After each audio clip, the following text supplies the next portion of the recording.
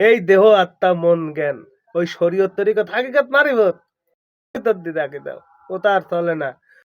মনরে কৃষিকাজ জানো না, এমন মানব জমিন রইল পতিতাবাদ করলে ফল তো সোনা। এই যে মন রে কৃষিকাজ জানে না, মন জানে না কৃষিকাজ। কৃষিকাজটা হবে কোথায়? দেহে।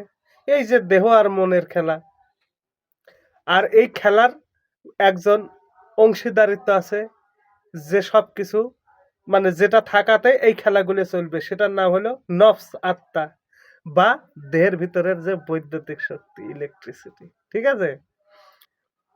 তাহলে দেহ আত্মা মন, আর যে জিনিসটা দিয়ে খেলতে হবে সে জিনিসের নাম হচ্ছে জ্ঞান। এই দেহ আত্মা মন জ্ঞান ওই শরীয়ত তরিকত হাকিকত মারিবত দিদাকে দাও ও তার চলে না।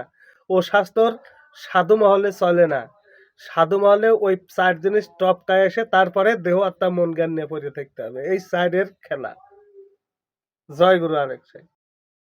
মনরে কৃষিকাজ জানো না, গুরু বপ্ত বীজ বপন করে ভক্তি বাড়ি সেচে না।